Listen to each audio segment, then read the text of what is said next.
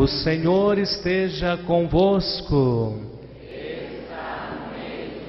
Proclamação do Evangelho de Jesus Cristo, segundo São Mateus. Glória a vós, Senhor. Depois da multiplicação dos pães, Jesus mandou que os discípulos entrassem na barca e seguissem à sua frente para o outro lado do mar, enquanto ele despediria as multidões. Depois de despedi-las, Jesus subiu ao monte para orar a sós. A noite chegou e Jesus continuava ali sozinho. A barca, porém, já longe da terra, era agitada pelas ondas, pois o vento era contrário. Pelas 3 horas da manhã, Jesus veio até os discípulos andando sobre o mar.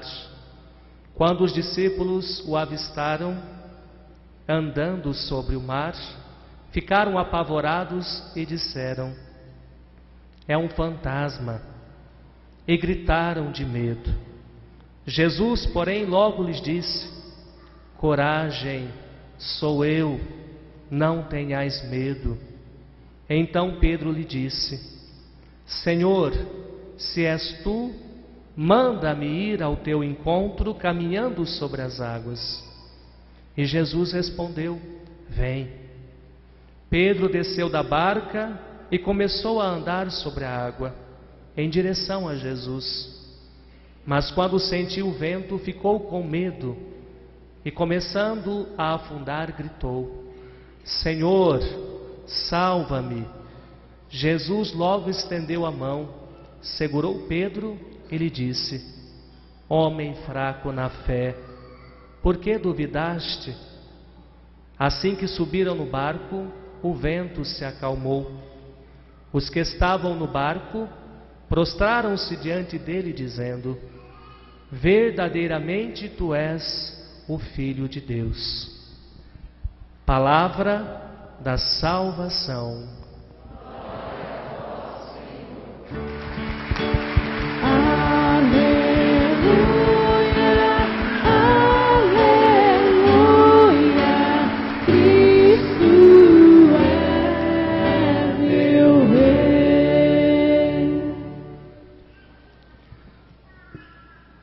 Nós estamos celebrando o 19º domingo do tempo comum.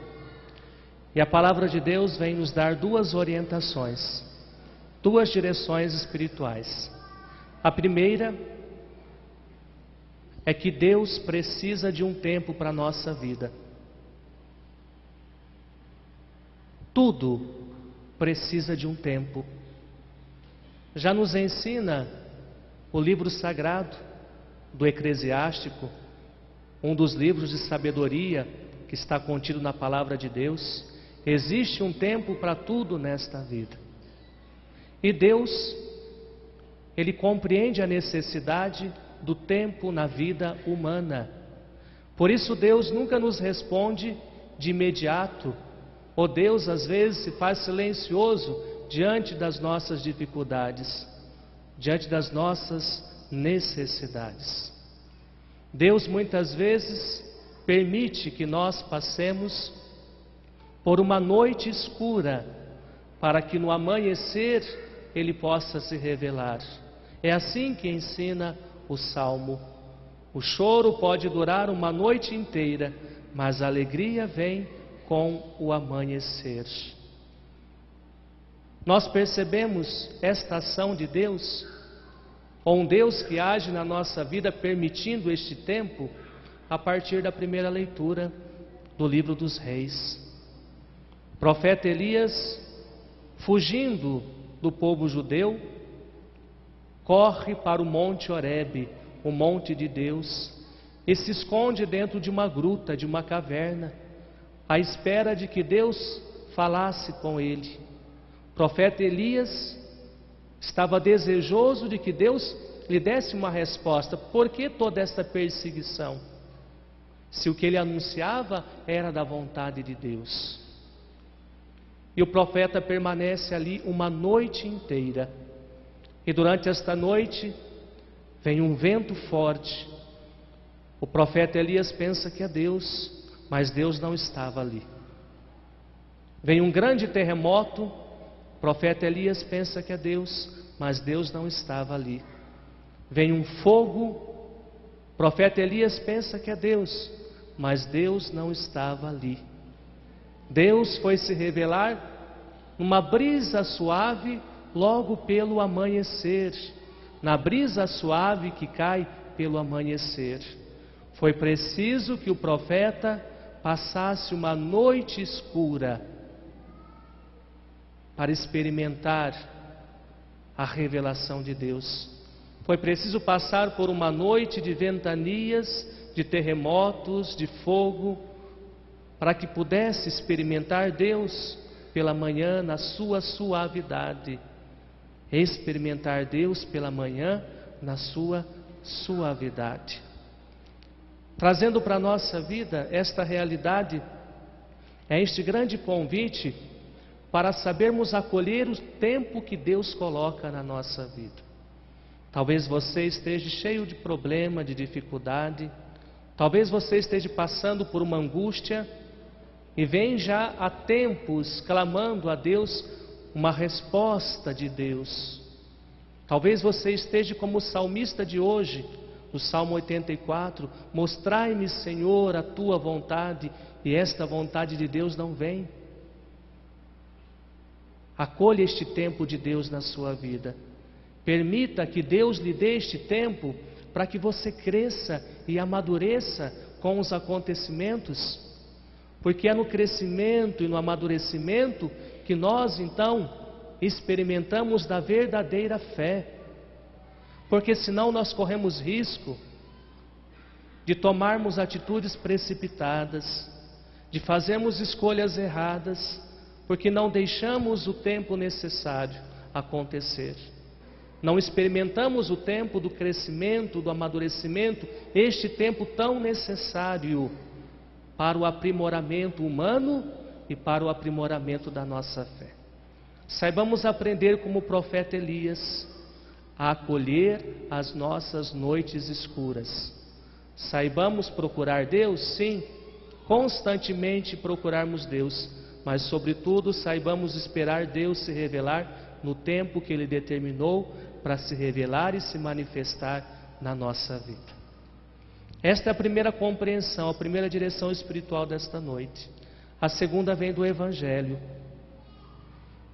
Jesus, após multiplicar os pães, Ele se despede da multidão e sobe para o monte para rezar. Jesus era um homem que estava sempre no meio das multidões, gostava de estar junto com o povo, mas ao mesmo tempo era um homem da solidão, um homem que gostava de se retirar para o deserto, de se retirar para as montanhas e ter um longo tempo de solidão. Estar um longo tempo sozinho, ter um longo tempo de solidão, porque esta solidão é necessária para a nossa vida. Nós temos uma vida muito conturbada, muito agitada. A todo momento nós buscamos alguma coisa para preencher os nossos silêncios. Dificilmente nós nos encontramos em silêncio, seja para meditar, seja para orar, para rezar. Dificilmente nós nos encontramos assim. Nós queremos a todo instante ter alguma coisa preenchendo os nossos silêncios. Ligamos o rádio, ligamos a televisão e vamos procurando várias coisas. Ligamos o nosso computador e vamos ali o dia inteiro preenchendo os nossos silêncios. E até mesmo quando vamos rezar, queremos rezar junto, ou com a televisão ou com o rádio. Não buscamos este silêncio, não buscamos esta solidão. Ela é tão necessária e importante para a nossa vida, porque existem decisões que somente nós iremos tomar. Existem decisões na sua vida que só você pode tomar. E aonde você vai encontrar a sabedoria para tomar essa decisão, senão no seu silêncio, na sua solidão? Existem momentos na nossa vida que o nosso melhor companheiro é o nosso travesseiro. É com ele que nós desabafamos, é com ele que nós choramos, é ali que nós mexemos os nossos botões, é ali que nós conversamos com Deus, e é ali que nós buscamos a sabedoria tão necessária para as nossas decisões. Jesus era um homem assim. Ele privilegiava estes momentos de estar sozinho, estes momentos de solidão. Jesus, depois de passar uma noite orando, pela madrugada, vai ao encontro dos discípulos que estavam em alto mar na barca, no mar da Galileia. E ali naquele mar estava havendo uma tempestade, o barco estava agitado pelas águas, e Jesus vem caminhando sobre as águas. Pedro olha à distância, reconhece que alguém está vindo, já pensa que é um fantasma. Naquele momento de tempestade, Pedro, representando os discípulos, olha para Jesus que vem caminhando sobre a tempestade e não reconhece Jesus. Pensa que é um fantasma.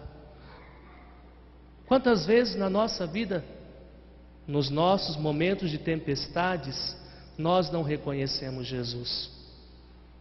Nós olhamos para Jesus e não reconhecemos a força que Jesus tem de caminhar sobre a tempestade. Nós não reconhecemos esta força que está presente em Jesus. Ao se aproximar um pouco mais, só lembrando o Evangelho para podermos meditar sobre ele, se aproximando um pouco mais, Pedro identifica Jesus e mesmo assim ainda tem dúvida. Senhor, se és tu, permita que eu ande também sobre as águas e vá ao teu encontro. E Jesus diz: vem.